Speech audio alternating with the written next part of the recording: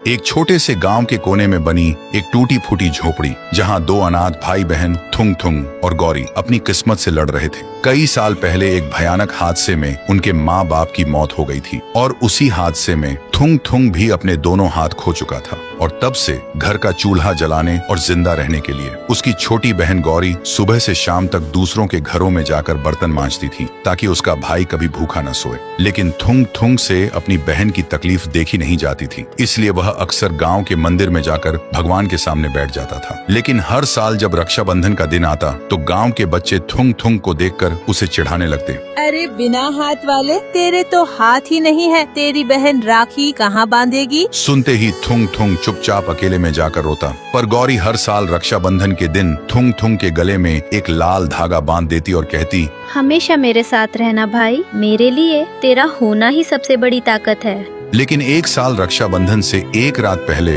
किस्मत ने ऐसी करवट ली कि सब बिखर गया। गौरी को तेज बुखार ने घेर लिया। वह बिस्तर पर बेहोश पड़ी थी और उसकी सांसें धीमी पड़ती जा रही थी। थुंग थुंग मदद के लिए चीख चीख कर गांव वालों के दरवाजे खटखटाने लगा, लेकिन किसी ने दरवाजा नहीं खोला और हार कर वह अपनी बहन के पास लौट आया। अपनी बहन को इस हालत में देखकर पहली बार उसे अपनी लाचारी पर इतना गुस्सा और दुख हुआ कि वह टूट गया। वह न तो अपनी बहन को गोद में उठा सकता था, न उसके माथे पर ठंडी पट्टी रख सकता था और न ही दवा लाने के लिए कुछ कर सकता था। अपनी लाचारी से टूटकर थुंग थुंग दौड़ता हुआ गांव के मंदिर में पहुंचा और घुटनों के बल बैठकर रोते हुए चीख कर बोला, मैंने आज तक तुझसे कुछ नहीं मांगा माँ, लेकिन आज पहली बार कुछ मांग रहा हूँ। मेरी मासूम बहन को बचा ले माँ, बदले में मेरी दोनों आंखें ले ले, मेरी जान ले ले, लेकिन मेरी बहन को कुछ मत होने देना माँ। तभी हवा तेज होने लगी, आसमान में बिजली कड़कने लगी और मंदिर की घंटी अपने आप बजने लगी। फिर सुबह जब गौरी की आंखें खुली तो वह बिल्कुल ठीक थी और वह उठकर थुंग थुंग को ढूंढने लगी, पर थुंग थुंग कहीं नहीं था।